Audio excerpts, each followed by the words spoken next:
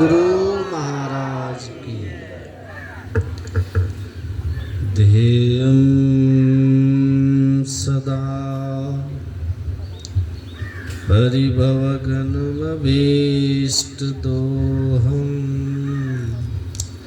तीर्थास्पदं शिवविरञ्चिनुतं शरण्यम् वृत्यार्तिहं प्रणतपाल भवाब्धिपोतं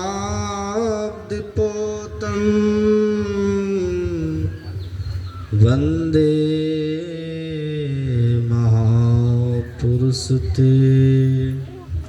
चरणारविन्दम्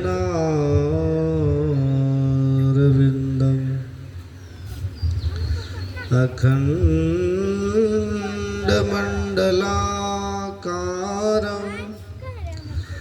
व्याप्तं येन चराचरं तत्पदं दर्शितं येन तस्मै श्री गुरुवे नमः। अज्ञानतिमिरान्धस्य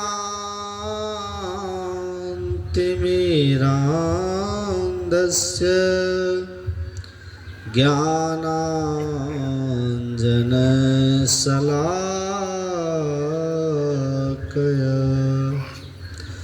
चक्षुरुन्मीलितं येन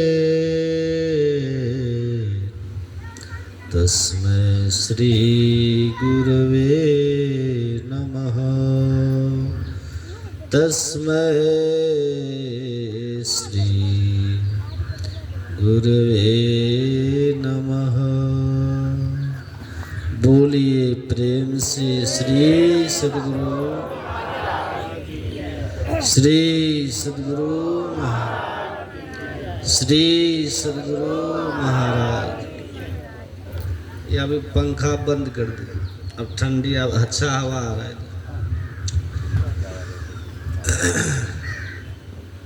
परमाराध्य सद्गुरु महाराज के पावन श्री चरणों में बारंबार नमन। मंचासीन स्वामी कैलाश बाबा, सत्संग प्रेमी महानुभाव, पूजनीय माताओं एवं भक्तिमती धर्मशिला बहन,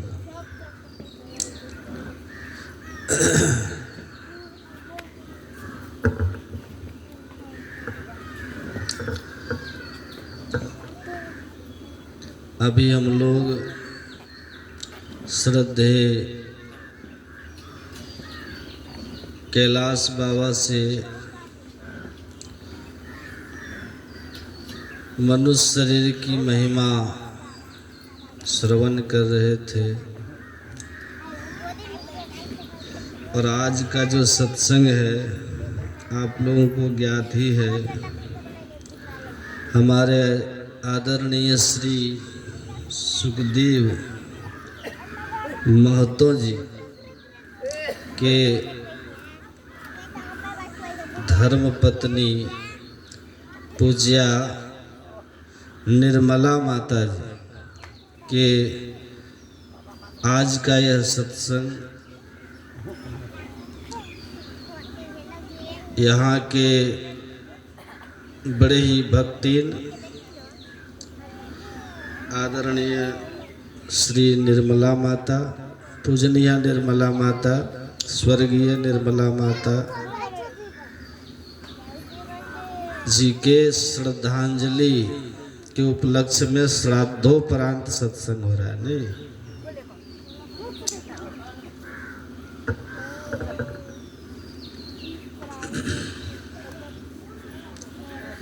यह जीवन की सच्चाई है। भगवान श्री कृष्ण ने अर्जुन को समझाते हुए कहा था कि जैसे ही किसी का इस संसार में जन्म होता है उसके जीवन की और सभी बातें अनिश्चित हो, पर उसकी मृत्यु निश्चित होती है। पढ़ने वाला विद्यार्थी पास करेगा या नहीं, संशय है कि नहीं। किसान बहुत मेहनत से खेती किया, उसकी उपज उसके घर ठीक ठाक पहुंचेगा कि नहीं, संशय है। आपके व्यापार में लाभ होगा या नहीं, यह भी संशय है।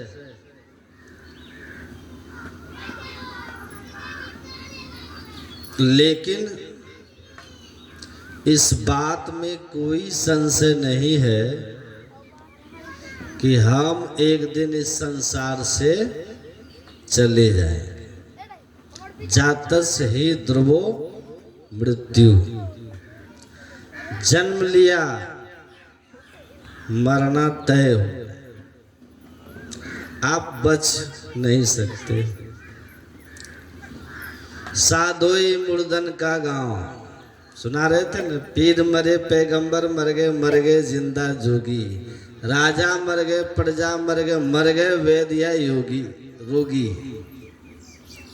यहाँ राजा भी मरते हैं, प्रजा भी मरते हैं, डॉक्टर भी मरते हैं, केवल रोगी ही नहीं मरता। यह मुर्दन का गांव। आप दुनिया में कहीं रहिए, मकान में रहिए या दुकान में रहिए, शमशान आपको पहुंचना ही होगा। शमशान से नहीं बच सकते। करोड़ कोशिश कर लीजिए, है ना, आप शमशान से नहीं बच सकते। दो बातें जीवन में फिक्स है, वो मेरे चाहने और न चाहने से कोई फर्क नहीं पड़ता। याद रखिएगा, मतलब आपका जीवन एक अधूरा उपन्यास है, जिसके उपन्यास का पहला और अंतिम पन्ना पहले से परमात्मा ने एकदम कंप्लीट करके दिया है।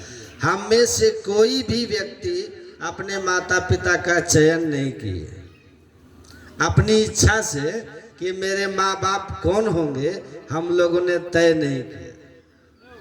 माता पिता हमें परमात्मा ने दिया। हमारे खून के सभी रिश्ते हमारे द्वारा तय नहीं हुए, उसमें हमारी कोई भूमिका नहीं। ईश्वर ने उस रिश्ते को हमारे लिए बना के भेजा, और जिनको भाई बना के भेजा वो भाई है। वो आप मित्र बन के रहो या शत्रु बन के रहो, भाई ही होगा। आप रावण विभीषण की तरह रहे या राम और भरत की तरह रहे, कहलाएंगे तो भाई ही, क्योंकि वो रिश्ते आपने बनाए नहीं है, वो ईश्वर ने बनाए। तो ये जो संसार है, इसका पहला पन्ना तय भगवान के द्वारा लिखा हुआ है। आपका बर्थ हुआ, जन्म ले लिया आपने, आदमी बन गए, बड़े भाग मानुष तन पावा, सुने ना। तो और अंतिम पन्ना जो वो मृत्यु है। इफ बट आप करते रहोगे कि 2 मिनट अगर वो रुक जाते तो ट्रक निकल जाता, एक्सीडेंट नहीं होता। वो रुक ही नहीं सकता, वो रुक ही नहीं सकता। तो आपका जन्म तय है, मृत्यु भी तय है। अब जो तय है और जो होनी है, उसकी कितनी परवाह करनी। गुरु नानक देव जी महाराज ने कहा, चिंता वाकी कीजिए जो अनहोनी होए, यह मार्ग संसार का नानक थिर नहीं कोई। चिंता उस बात की करो जो अनहोनी है, जो होनी है उसकी क्या चिंता करनी। जो जीवन में सबसे निश्चित बात है वो हमारी मृत्यु है। इसकी कितना चिंता आप कर लेंगे, हैं? इसीलिए जीवन ईश्वर की कृपा से अनमोल मिला है, मृत्यु तय है, लेकिन सबसे बड़ी खूबसूरती यह है इस जीवन का कि हमें हमारे अगले पल का पता नहीं है। यही खूबसूरती है इस जीवन की। अगर मनुष्य को उसकी मृत्यु का पता हो जाए,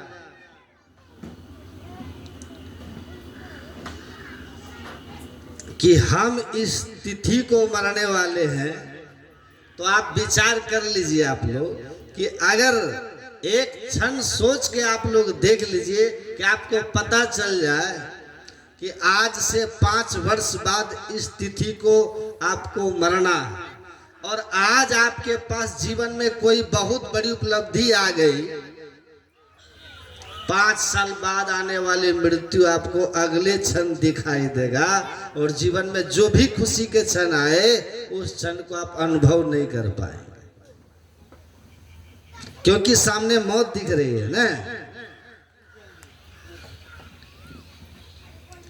संत कबीर साहब के समय की बात है ना, बल्क बुखारे के जो नवाब थे, वो जो कोई साधु महात्मा मिल जाए तो कहते थे कि तुम महात्मा क्यों बन गया। तब कोई कहता था भगवान को पाने के लिए, कोई कुछ। तो कहते थे उनके मंत्री कि ये आदमी जो है ना झूठ बोल रहा है, सही जवाब नहीं दिया, इसको जेल में बंद करवाइए। कि ईश्वर भक्ति करना चाहिए तो हम भी जानते हैं, तो हम कहाँ सन्यासी बन गए, कहाँ साधु बन गए। मनुष्य शरीर बड़े भाग से मिला है, 84 लाख योनि में भटकने के बाद ही तो हम भी जानते हैं, तो कहाँ सन्यासी बन गए। ये झूठ बोल रहा है, ये गलत बोल रहा है, इसको बंद कीजिए। बंद करवा के सबसे चक्की पिसवाते थे महात्माओं से। सारे निकम्मा लोग साधु महात्मा बन जाते हैं, और ये मांग करके, खा करके और आराम से सो करके अपना जीवन गुजार लेते हैं। ये आलसी और निकम्मे लोग महात्मा हैं, इसलिए जेल में इसको बैठा के मत खिलाओ, इनसे चक्की पिसवाओ। गुरु रामानंद जी महाराज ने सुना यही बात, कहा कि बहुत सारे साधु महात्माओं को बंद करके जेल में और चक्की चलवा रहा है, तुम में से कोई जाके उस नवाब के प्रश्नों का सही जवाब दे के आओ। संत कबीर साहब को इसके लिए अनुमति हुई कि आप जाइए और जा करके उस नवाब को समझाइए। संत कबीर साहब चले गए, जाकर जानबूझ के सुबह सुबह राजा के दरबार के सामने घूम रहे हैं संत कबीर साहब, ताकि उसकी नजर पड़े तो हमको पकड़े। नजर पड़ी तो तुरंत सिपाही लोग पकड़ के राज दरबार में हाजिर किया। संत कबीर साहब को पूछता कि पूछिए इस साधु क्यों बना है, फकीर का भेष क्यों बना के आया है। तो राजा ने पूछा, हाँ जी बताओ तुम क्यों बन गए हो फकीर। तो संत कबीर साहब ने कहा कि मैं मौत को जान गया हूं, इसीलिए फकीर हो गया हूं, सन्यासी हो गया। मंत्री ने कहा मौत को कौन नहीं जानता है। देखिए, सवाल करने वाले के अनुसार जवाब देना चाहिए, सवाल जो करे ना उसके हिसाब से जवाब देना चाहिए, है ना। तो संत कबीर साहब है, वो तो महापुरुष संत पहुंचे हुए, कहा हम मृत्यु को जान लिए इसलिए सन्यासी हो गए, इसलिए फकीर है। कहा हम रोज देखते हैं मृत्यु को, रोज लोग मर रहे हैं, मृत्यु देख रहे हैं, कहाँ सन्यासी कोई हो रहा है, ये आदमी झूठ बोल रहा है, इसको भी जेल में डाले। संत कबीर साहब ने कहा ठीक है। राजा को कहा कि देखिए आप 2 मिनट हमको टाइम दीजिए, बस हम आपसे इतना ही आग्रह करेंगे कि मृत्यु को जानना अभी तक आपके मंत्री को समझ में नहीं आया। आप कल दरबार में एक घोषणा कर दीजिए कि आज के 7वें दिन मंत्री जी को किसी गलती के कारण मैं फांसी की सजा दे रहा हूं। फांसी मत दीजिएगा, बस केवल मौत को जानना क्या है इनको बता दीजिए। आप इस बात को जांच लीजिए कि मैं सही कह रहा हूं कि नहीं। एक बस मेरी बात मान लीजिए, बहुत साधु को बंद किए, हमको दुगना दंड दे दीजिएगा। तो उन्होंने कहा, राजा ने ठीक है। दूसरे दिन उन्होंने घोषणा कर दिया राजा ने कि मंत्री जी ने कुछ बगलिंग की है, घोटाला वगैरह किया है, और हमारे राज्य के नियम के अनुसार विश्वासघाती घोटालेबाज मंत्री को फांसी होगी। तो 7 दिन इनको घर में नजर बंद करके रखा जाए और उसके बाद इनको फांसी दे दिया जाए। राजा ने घोषणा कर दिया 7 दिन तक। अब ये तो घर गए, मंत्री पड़े हुए हैं। 7वें दिन के पहले संत कबीर साहब अपने ही उनके घर में पहुंच गए खुद से। कहा, मंत्री जी आपको देख रहे हैं एकदम दुबले पतले हो गए हैं, मुरझा गए हैं, चेहरे की चमक चली गई, क्या बात है, कमजोर पड़ गए। बच्चा को हटाए वहां से। फांसी सुनकर खाते पीते नहीं है क्या? कहा क्या खाएंगे, हमको तो सामने मौत नजर आ रही, मृत्यु नजर आती है। कहा अच्छा मरना तो है ना, तो कल न मरिएगा। चलिए, आपको घोड़े की सवारी का बहुत शौक था ना, आप अपने मनपसंद घोड़े की सवारी कर लीजिए, कल फांसी होगी, आज जी लीजिए ना आनंद से। कहा जब कल मरना ही है तो आज घोड़ा पे चढ़ के शौक पूरा करके क्या करेंगे, क्या करेंगे? घोड़ा पे चढ़ के शौक पूरा हो जाए उससे हमको क्या मिल जाएगा? फांसी टल जाएगी क्या? कहा आप तो कह रहे थे कि मौत को कौन नहीं जानता है, आज सब सुख सुविधा आपके साथ है, लेकिन किसी सुविधा का आप लाभ नहीं ले रहे मंत्री। कहा ठीक है, उस दिन हम बोले तो मौत को ऐसे थोड़ी जान रहे थे जैसा आज जान रहे हैं। वो तो सोचते थे कभी होगी, सबकी होती है, अब तो मौत सामने है, तय हो गया कि बस 7वां दिन जाना है। तो अब मौत दिख रही है, इस तरह मौत को नहीं देखे थे, अब देख लिए, सब चीज से बेराग, किसी चीज में आकर्षण नहीं है।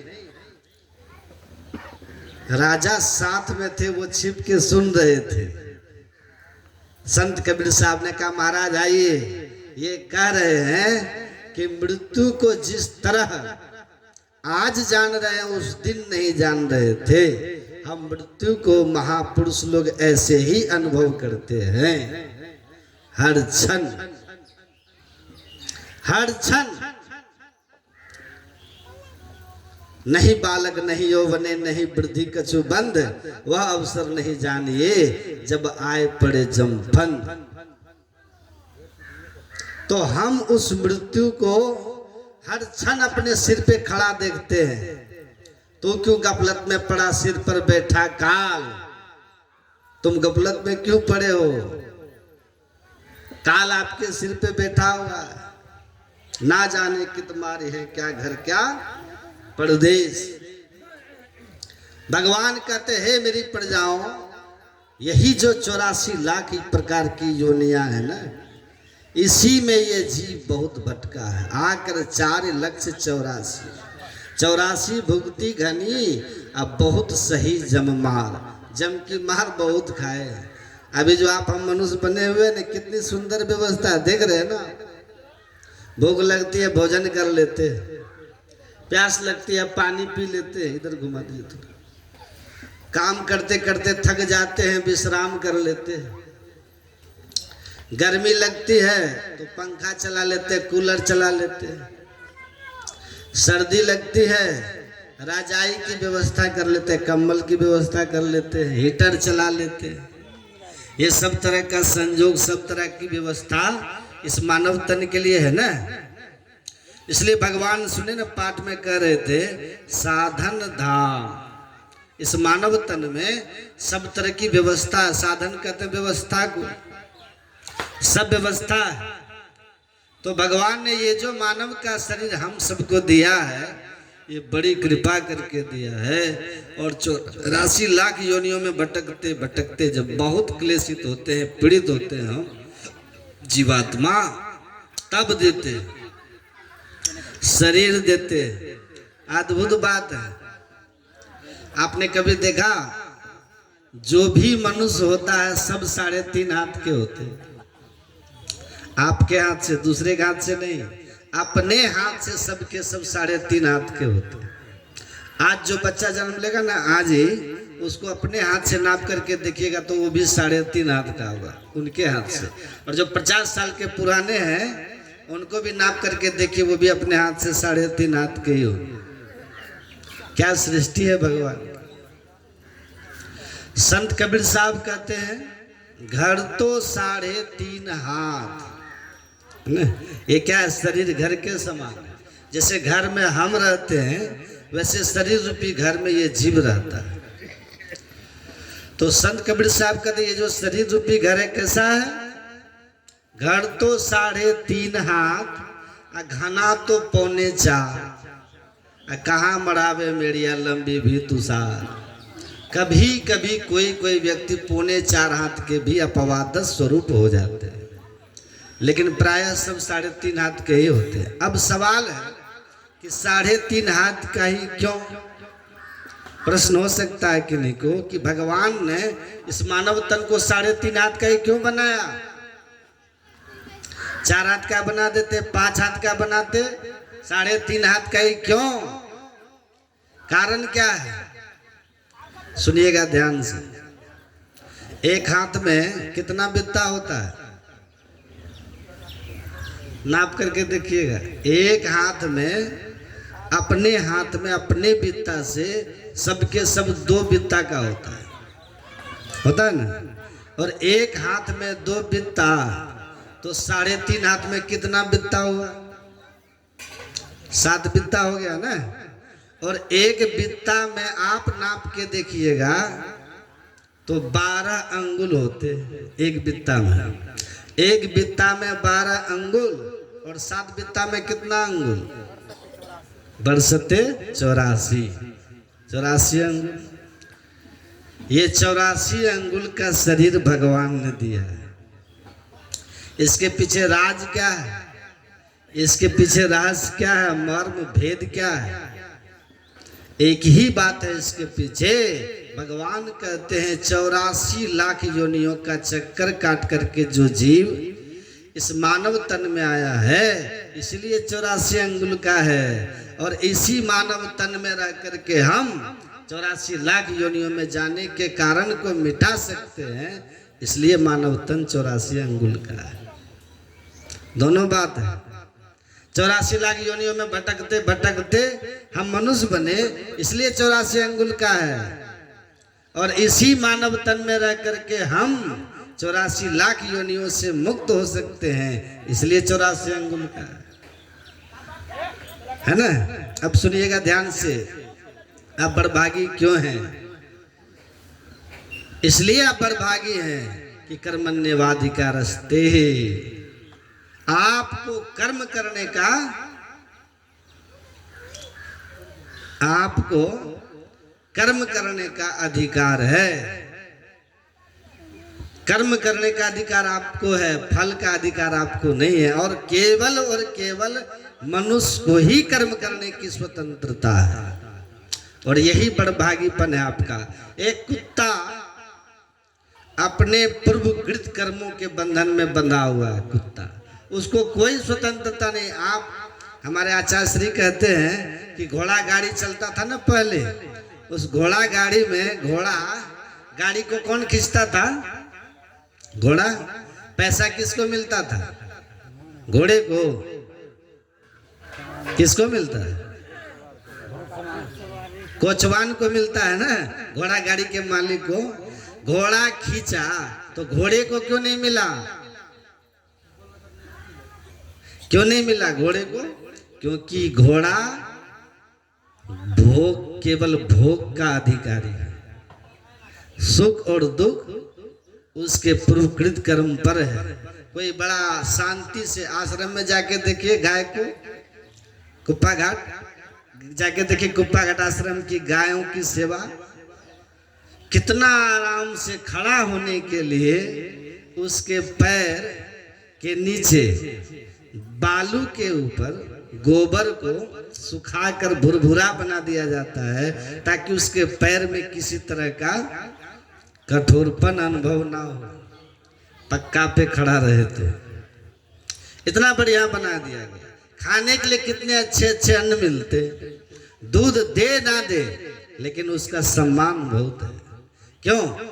उन गायों का पुण्य है। कोई ऐसी भी गाय है जिसको रोड पे घूम रही है, दूध देना बंद कर दिया तो क्या क्या कर्म होता है देखते हैं। आप अपने बैल को जोत करके हल चला करके उपजा लेते हो फसल, और अब अपने बैल को आप कहो कि लो इसमें से 25 किलो जाओ सत्संग में दान कर देना, मंदिर में दान कर देना, गरीब को दान कर देना, बैल करेगा?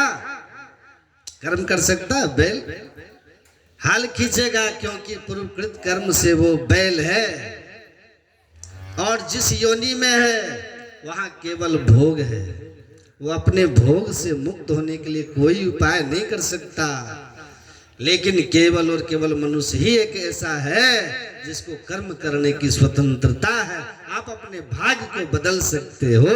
मनुष्य अपने भाग्य का निर्माता है, और इसलिए मनुष्य बड़भागी है। देवताओं के लिए भी कहा, किसी लोक में जो रहने वाले हैं उनके पास भी शुभ कर्मों का बल है, लेकिन वो भी अपने फल शुभ कर्मों की समाप्ति के बाद पुण्य छीन सोई देव स्वर्ग से नरक में आवे। लेकिन मनुष्य जीते जी नरक से स्वर्ग में जा सकता है, और कुकर्म करके सुखमय जीवन को नरक बना सकता है। और यही सिर्फ एक बार कर्म की स्वतंत्रता, मोक्ष का द्वार। अगर आप मोक्ष के द्वार में प्रवेश करने का साधन करते हो, उसके लिए आपको सत्कर्मी बनना पड़ेगा। ना वो रिझे जब तक कि ना काया को जारे, ना वह रिझे धोती टांगे, ना काया को पखारे, दया करे धर्म मन राखे, घर में रहे उदासी, अपना सा दुख सबका जाने, ताही मिले अविनाशी। आपको सत्कर्मी बनना पड़ेगा। आप सत्कर्मी मतलब क्या होता है? दूसरों की मदद करने वाला, दूसरों के सुख दुख का सहभागी बनने वाला। आपको अधिक है तो दान करो, जरूरतमंद को सत्य बोलो, झूठ मत बोलो। झूठ, चोरी, नशा, हिंसा, मुर्गा, अंडा, जितना कुछ सुनते हैं वो सबको छोड़िए, और व्यभिचार, इन सब पापों को छोड़कर सदाचारी बनिए। करनदार सदगुरु नावा संत सदगुरु के शरण में जाकर के अगर आप सत्संग और ध्यान करते हैं, मोक्ष के मार्ग पर चलते हैं, तो और संसार का जो आपका कर्म है, कर्तव्य कर्म है, जहां भी आप हैं उस कर्म को ईमानदारी से कर रहे हैं, तो आप अपने मनुष्य तन जो बड़ भाग से मिला उसके साथ न्याय करके आप अपने लिए स्वर्ग अर्थात सुख मोक्ष का मार्ग तय कर रहे हैं। पर इसी शरीर को पाकर अगर आप न मोक्ष मार्गीय हैं, न सदाचार के मार्ग पर है, न भक्ति मार्ग पर, मतलब भक्ति सदाचार सत्कर्म को आपने त्याग दिया, या जीवित सुखम जीवित वाली भावनाओं पे हैं, जो खाना है खाइए, जो पीना है पीजिए, जो करना है करिए, बेईमानी शैतानी एक दूसरे के साथ क्या कहते हैं वो रगड़ा रगड़ी, उतना ग्रामीण भाषा भी हमको नहीं आती है। आप आपस में लड़ते झगड़ते एक दूसरे का पैर खींचते हैं, तो कहते ऐसा मत कीजिए, सहयोगी बन के रहिए। दो आदमी अगर एक साथ हो ना, और दोनों का एक दूसरे का हित चिंतन हो रहा हो, तो थोड़ी देर में वो जगह इतना पवित्र वाइब्रेशन से भर जाता है कि वहां तीसरा आदमी आएगा ना, वो अपने आप शांत हो जाएगा। वहां के परमाणु में इतनी ऊर्जा भर जाएगी कि वो तीसरा अपने आप शांत हो जाएगा। शुभ विचार जहां पे होता है, जहां शुभ विचार के लोग होते हैं, उनके बगल में आपको शांति क्यों मिलती है? क्यों कहते हैं? संत के पास जाते थे, राजेंद्र प्रसाद थे ना अपने राष्ट्रपति देश के, तो वो डॉक्टर राजेंद्र प्रसाद कहते थे, जब मैं बेचैन होता हूँ, व्यथित होता हूँ, तो मैं जा करके महर्षि रमन के आश्रम में उनके पास बैठ जाता हूँ। महर्षि रमन बोलते नहीं थे, मौन रहते थे, मौन। अब बोलते थे कि जब वो कुछ नहीं बोलते थे, जो कुछ गंधी थे नहीं, तो भी वास सुवास, तो भी उनके पास बैठ जाने मात्र से हमारे मनोवृत्ति जो थी, हमारे अंदर जो बेचैनी थी, अशांति थी, वो शांत हो जाता था, जीवन में ऊर्जा से भर जाता था। और फिर 2-3 दिन के बाद आकर के महीनों काम करने की हमें प्रेरणा और क्षमता हो जाती थी। तो शुभ भाव विचार कीजिएगा ना, तो पहली बात तो है कि आप सुखी हो जाइएगा। जिस आदमी में ये भाव हो जाए कि सभी सुखी हो, तो सब सुखी हो ना हो, लेकिन वो आदमी पहले सुखी हो जाएगा, पहले सुखी हो जाएगा। तो गुरु नानक देव जी सत्संग कर रहे थे, बहुत लोग लाइन लगा करके प्रणाम करने आते हैं। सिखों में बड़ा व्यवहार सुंदर, बड़ा तमीज होता है उन लोगों में। सब लोग पंक्तिबद्ध होकर के आते थे प्रणाम करने। एक सेठ थे दुल्ली चंद, वो सामने से नहीं आया। उनको लगा कि गरीब गुरुआ हमारे गांव का बेटा हो, इसके पीछे हम लगेंगे। वो बगल से आया, आकर के सोना का 5 सिक्का रख दिया, स्वर्ण सिक्के, अब प्रणाम किया। तो गुरु नानक देव जी तो समझ गए, संत थे ना, धन का अहंकार है और अहंकार से सब कुछ बिन से, चाहे धन का अहंकार हो, विद्या का अहंकार हो, रूप का अहंकार हो, चाहे जाति का अहंकार हो, अहंकार जिसका भी जीवन में किसी कारण से है, तो वो विनाश की ओर ही ले जाता, पतन का मार्ग प्रशस्त कर देता है। तो जैसे प्रणाम किया ना दुल्ली चंद, ये क्या किए गुरु नानक देव कि तुरंत अपने थैले से निकाल करके एक सुई उसको दे दी और कहा, दुल्ली चंद ये सुई तुम रखो, तुम हमको ऊपर दे देना। सुई ऊपर? कहाँ? सुई लेके कहाँ ऊपर? कहा मरने के बाद तुम तो हमसे ज्यादा बूढ़े हो, अगर ऊपर चले गए तो सुई रखना, हमको वहां दे देना, थैला वेला कपड़ा उपड़ा सिएंगे। तो दुल्ली चंद कहता, महाराज मरने के समय सुई कौन लेके जाता है? कोई कुछ लेके नहीं जाता, कोई कुछ लेके नहीं जाता। का बड़ा ज्ञानी हो, है? इतना ज्ञान है कि मरते समय कोई कुछ लेके नहीं जाता। काया हंसा संगोया वा जाता जोगी किनु न पावा। शरीर के साथ इस दुनिया में आते हैं, जाते समय शरीर भी छोड़ के जाते हैं, है ना, छोड़ के जाते ना शरीर को। एक साधु बाबा थे, उनको कोई कह दिया कि बाबा बाहर जाते ना, सत्संग करके आते हैं, बहुत माल रखे कुटिया में। तो अपराधी तो जानते ही हैं, चोर बदमाश, 2-4 बदमाश शराब के नशे में चला गया। बोले बाबा माल निकालो, कहाँ रखे हो? तो बाबा बोले कि माल कहाँ है, जो थोड़ा बहुत था दे दिया। जब दे दिया तो लोग ले करके कहा कि कालो बहुत है, तो 4-5 हजार है। तो बाबा बोलने लगे, जय गुरु महाराज नफे में, जय गुरु महाराज नफे में, जय गुरु महाराज नफे में।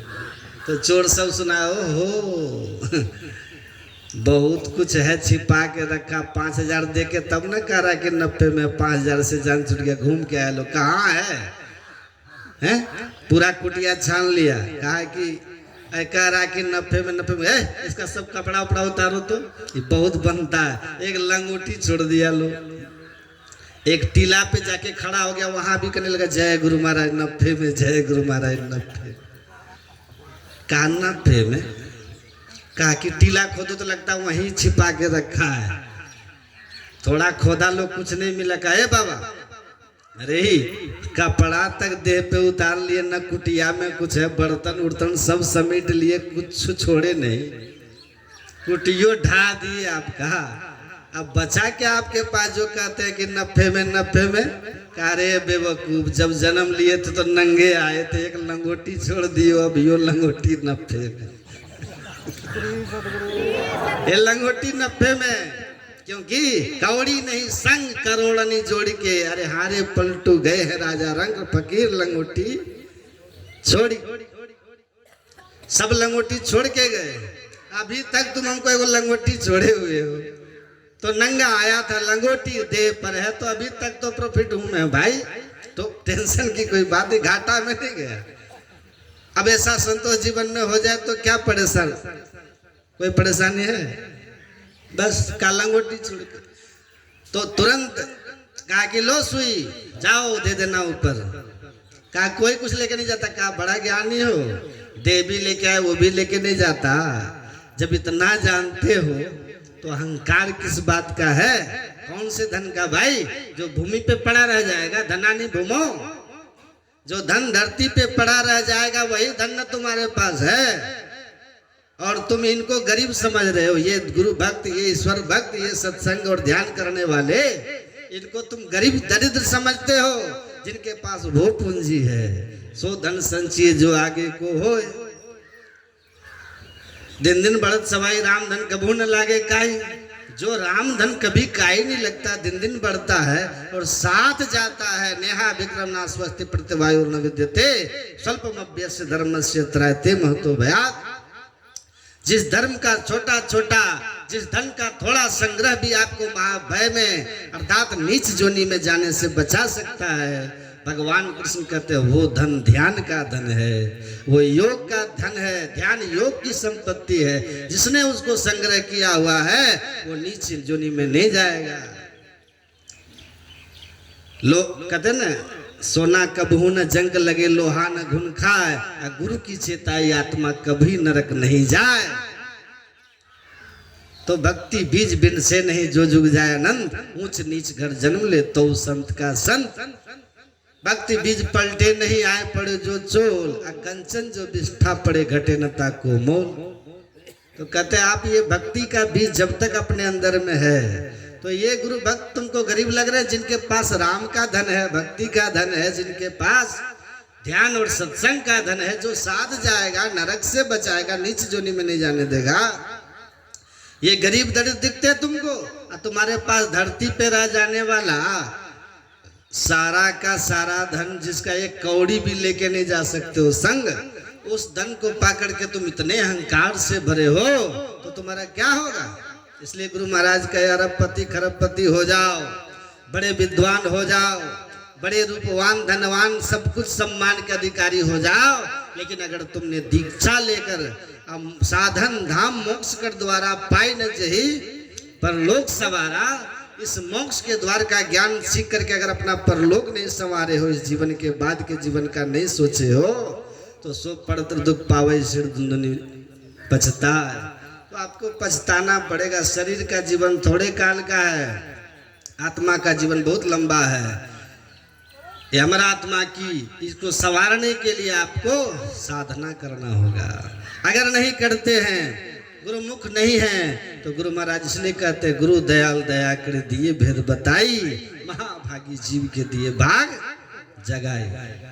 धनवान होके भी आप अभागे हैं, पदवान होके भी अभागे हैं, सम्मान वाले होके भी आप अभागे होंगे अगर मोक्ष के द्वार का भेद आपने गुरु से नहीं लिया। और यही बात बड़भागी बनाता है आपको। भेद लिया, साधन शुरू किया, सदाचार का जीवन है, कर्तव्य कर्म ईमानदारी से कर रहे हैं, आप मनुष्य शरीर पा करके मोक्ष के मार्ग पे जा रहे हैं, उस अवस्था की ओर जा रहे हैं जहां आपके सामने देवता नतमस्तक होके खड़े हो जाएंगे। सतगुरु पशु मानुष करे, मानुष थे सिद्ध सोय, दादू सिद्ध से देवता देव निरंजन होय। जीवन में गुरु आते हैं तो आपके अंदर का बड़भागीपन जागृत हो जाता है, जागृत हो जाता है। पशुता रहती है, आप जानते हैं ना, दुर्मति। दुर्मति क्यों है? क्योंकि गुरु नहीं है। गुरु नाम है ज्ञान का। जीवन में सदगुरु आएंगे, सदज्ञान देंगे तो आप दुर्मति को त्यागेंगे, सद सम्मति आप में आएगी। तो इसके लिए कहा कि गुरु करनधार, भगवान कहते हैं ना गुरु के शरण में जाओ।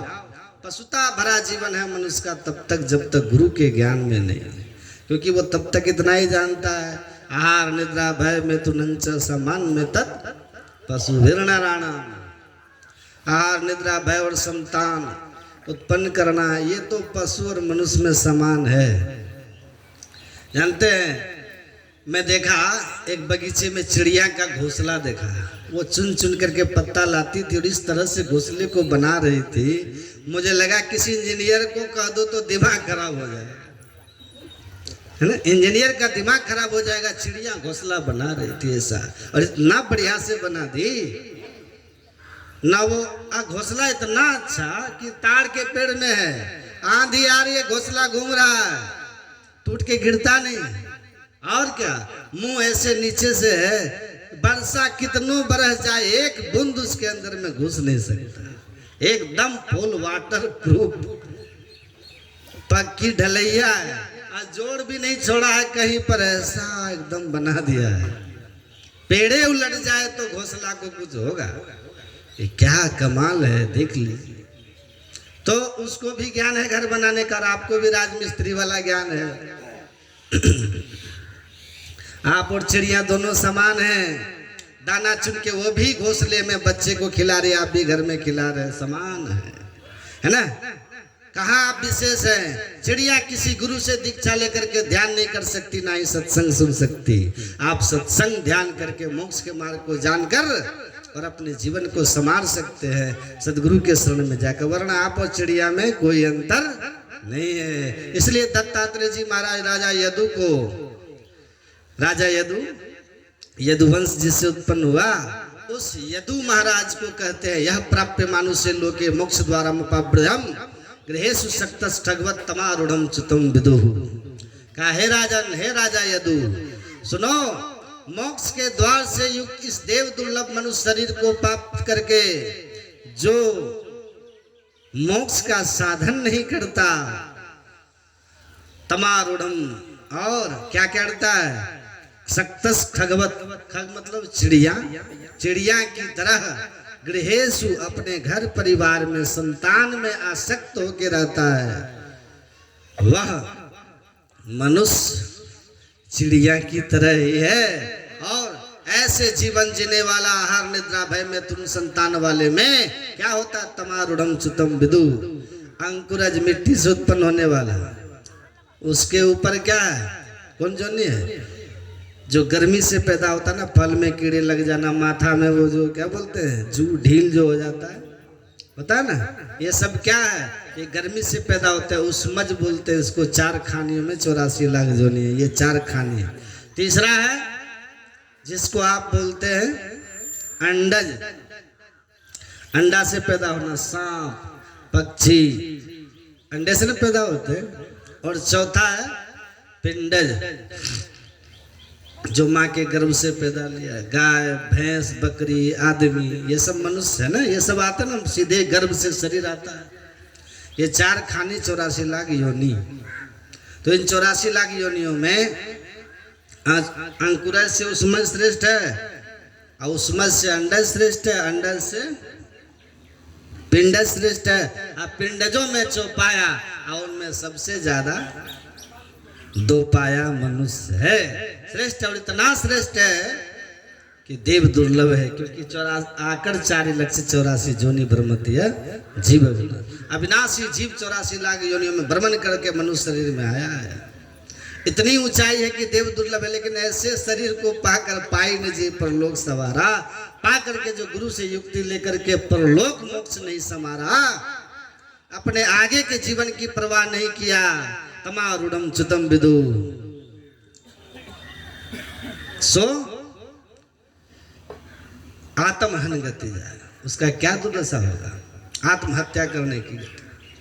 भगवान विष्णु कहते हैं, देव दुर्लभ, लेकिन शरीर कैसा है, पानी का सा बुलबुला, यह तन ऐसा पानी के बुलबुले के समान है। नलनी दलगत जलमति तरलम तद्वत जीवन मति से चपलम, छन में सज्जन संगति रेखा भवती भवार्णव तरनव नौका।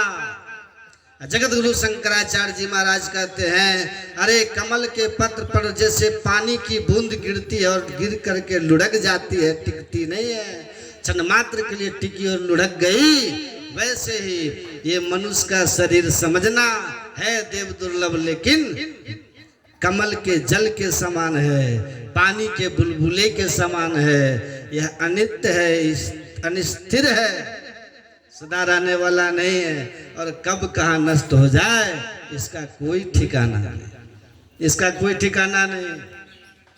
सोचिए, एक आप टेलीविजन खरीदते हैं, उसकी भी गारंटी वारंटी पीरियड होती है, होते है ना। सब चीज जो खरीदे आप उसके गारंटी वारंटी खोजते हो, आपका कोई गारंटी वारंटी ले सकता है? कि tomorrow you will be here on this planet to see the beautiful creation of this god. क्या अगले दिन आप परमात्मा के सुंदर सृष्टि देखने के लिए रहेंगे?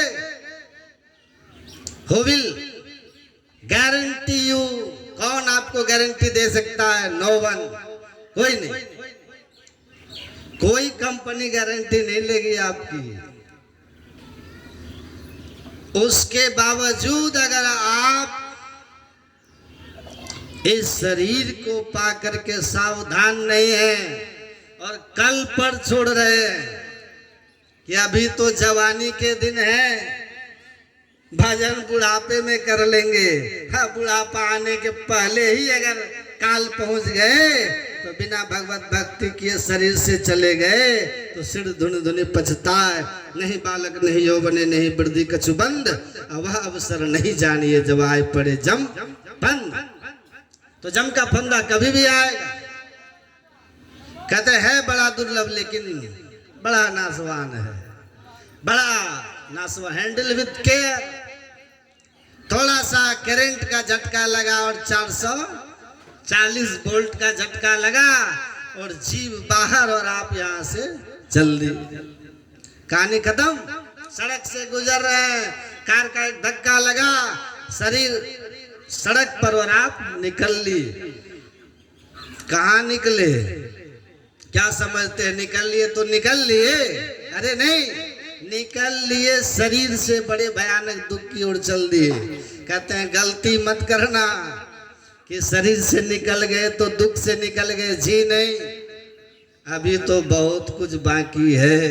एक मुर्दा जल रहा था, एक महात्मा जी गुजर रहे थे। महात्मा जी ने कहा, लोगों ने कहा सब जल गया, थोड़ा सा बचा है। लास्ट में जो बचता है ना, कहा सब जल गया, थोड़ा बचा है। तो महात्मा जी ने कहा थोड़ा जला है, सब बचा है। थोड़ा जला है, ज्यादा बचा हुआ है। भाई तुम एक शरीर को न देख रहे हो, ये दुर्लभ शरीर इतना ही नहीं है। इस शरीर के अंदर देहस्था सर्वविद्याश्च देहस्था सर्वदेवता देहस्था सर्वतीर्थानि गुरुवाक्येन लभ्यते। बिंदुनाद महालिंगम शिव शक्ति निकेतनम देहम शिवालयम प्रोक्तम सिद्धिदम सर्वदेहिनाम। कहाँ सब जल गया? अरे साथ गया है, उसको न देखो कितना लेकर गया है। सूक्ष्म शरीर के साथ में वो जीवात्मा अपने जीवन भर के किए हुए अच्छे बुरे कर्मों का भार लेकर गया है, बाहर लेके गया है। इतते सब जग जाइया भार लदाए लदा। यहाँ से सब भार ले लेकर के जाते हैं कर्मों का। कहाँ कहते हो खत्म हो गया खेल, तो अब शुरू होगा। Death is not the end of life but it is a beginning of new life. पश्चिम का दर्शन भी कहता है, प्लेटो भी कहते हैं कि यह मनुष्य के मृत्यु को जीवन का अंत मत समझो, एक नए जीवन की शुरुआत समझना। और that new life completely depends on action performed as human on earth. और वो नया जीवन आपका निर्भर करेगा इस मनुष्य के शरीर में रह करके किए हुए कर्मों पर। इसलिए सावधान, वेवियर ऑफ योर एक्शन। आप अपने कर्मों के प्रति सावधान रहना, क्योंकि धनानि भूमो पशुहि गोष्ठे नारी गृद्वारी जन शमशाने देहश्चितायाम पर लोक मार्गे कर्मान गो गच्छति जीव एक। ये धन वैभव संपत्ति सब धरा का धरा पर धरा रह जाएगा, लेकिन उनको कमाने के लिए जिन तरीकों को आपने अपनाया था पाप या पुण्य का, याद रखना वही आपके सिर पे बोझ बनकर आपके साथ जाएगा। पाप की पोट धरे सिर ऊपर किस विधि है हल्की। पाप की पोट को लेकर के जाओगे, अब पर लोग कैसे आपका हल्का होगा? यात्रा कैसे सुखद होगी? जो यात्रा में बहुत सामान लेके जाता है उसको कहीं यात्रा का आनंद मिलता है? पाप का बोझ सिर पे लेके जाओगे और जीवन आप पर लोग की यात्रा आपका कैसे सुखद होगा? सावधान, जीवनो थोड़ो है मत जगत में गफलाई। गुरु महाराज कहते माघ भूखा बा मुख पड़ो है बावरे, होश कर चे तो सवेरे, बचो ध्यान के दावरे। काल मुख से नींबू की भागो, ध्यान के बल भाई रे, ऐसो अवसर खोई हो तो रोई हो पछताई रे। सावधान जीवनो थोड़ो है, मत जगत में गपलाई। गुरु महाराज गपलत में मत रही, शरीर छूट जाएगा। तो जब है तो काल करे सो आज कर, आज करे सो अब पल में परले होएगा, बहुरी करेगा कब। इसको ठीक से समझो, इसको ठीक से याद रखो। कल के भरोसे मत छोड़ो कि कल करेंगे। आपने सुना होगा गुरु नानक देव जी महाराज के सत्संग में एक बच्चा आता था, जानते ना? गुरु नानक देव जी महाराज के सत्संग में एक बच्चा आता था अपनी माँ के साथ और आके आगे ही बैठ के सुनता था। गुरु नानक देव जी ने कहा, रे तू इतना छोटा बच्चा है, रोज सत्संग में आ जाता है, आगे बैठता है, सुनता है, कुछ समझता है कि नहीं? कुछ समझता है? बड़ा हो जाना तब भगवत भक्ति करना, सत्संग ध्यान करना बड़े हो गए। गुरु नानक देव जी ने बच्चे को जांचने के लिए पूछा था। देखिए वो बच्चा क्या कहता है। बच्चा कहता है कि मैं चूल्हे के पास बैठा हुआ था, मेरी माँ चूल्हे में लकड़ी लगा रही थी जलावन के रूप में। तो जो मोटी लकड़ियाँ थी वो तो लेट से जलती थी, देर से जलती थी। जो पतली पतली लकड़ियाँ थी वो जल्दी जल्दी जल जाती थी। तो मुझे देखकर लगा कि जो नौजवान लोग हैं वो स्वस्थ होते हैं, उनको रोग आदि व्याधि आएगा तो उसको वो झेल लेंगे, लेकिन मैं तो छोटा बालक हूँ, पतली लकड़ियों के समान हूँ, मुझे तो कोई आधी व्याधि आया, हल्का भी चोट धक्का लगा तो हम तो दुनिया से चले जाएंगे महाराज। इसलिए हमको अभी ही सत्संग ध्यान करना चाहिए, क्योंकि हमारे मरने की संभावना ज्यादा। इसलिए गुरु महाराज भी कहते हैं, दृढ़ प्रतीत प्रीत कर गुरु से, कर सत्संग सवेरे। सवेरे मतलब भोरे नहीं, जीवन के प्रारंभिक काल से। जिस दिन आपको होश हो जाए उसी दिन से आप सत्संग ध्यान में लग जाओ। ध्रुव की उम्र कितनी थी? प्रहलाद की उम्र कितनी थी? नचिकेता की उम्र कितनी थी?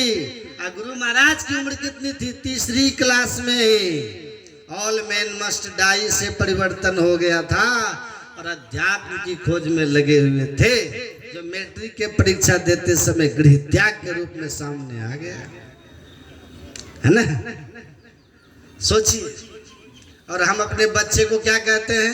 बच्चा तो अभी बच्चा है बाबा, है भाई बच्चा है। आप कहते हैं पढ़ता, अभी रहने दीजिए, अभी दीक्षा मत लो। कई माँ बाप ऐसे जो बच्चे को नहीं देते दीक्षा देने। तो गुरु नानक देव जी महाराज ने उस बच्चे को कहा कि तू है तो बच्चा लेकिन बातें बुढ़ा की तरह करता है। उसका नाम ही पड़ गया बुढ़ा साहब। जाओ, दीर्घायु होने का आशीर्वाद देता हूं। 6 सिख गुरुओं का उसने गुरु गद्दी में टीका लगाया था, इतनी लंबी आयु हुई थी। सोचिए कैसे। कहते बड़े सुंदर व्यवस्था है, साधन धाम मोक्ष कर द्वारा पाई न जे परलोक सवारा। ये मनुष्य का शरीर आपको परलोक संवारने के लिए मिला है, केवल भोगों में रमने के लिए नहीं मिला है। वो तो पशु योनि में भी है। तो आपके अंदर में परमात्मा ने मोक्ष का द्वार बनाते हुए और ये भी कह दिया कि नर्तन पाई विषय मन देही, पलट सुधाते सठ विष ले, ताहि कबहु बल कहे न कोई, गुंजा ग्रह परस मनि कोई। भगवान कहते हैं कि मनुष्य शरीर पाकर जो विषयों में केवल मन लगाता है, विषय जानते हैं ना, आंख से जो देखते हैं उसको रूप विषय कहते हैं। गोरा, सांवला, काला, हरा, पीला, कलर कौन बताएगा आपको? आंख हाथ से छू के आप नहीं बता सकते कि कपड़े का रंग हरा है कि पीला है। कान शब्द विषय, नाक गंध विषय, सुगंध है कि दुर्गंध है कौन बताएगा? नाक। जीवा स्वाद है ना, त्वचा चमड़ा स्पर्श ठंडा गरम। तो ये जो 5 ज्ञानेंद्रियां है ना, इन 5 ज्ञानेंद्रियों के 5 विषय हैं और इन्हीं विषयों की व्यवस्था में लगे रहते हैं हम लोग, लगे रहते हैं ना। अगर हम भी लगे हुए हैं केवल इन्हीं 5 विषयों में, तो फिर पशु में और हम में भगवान कहते कोई अंतर नहीं।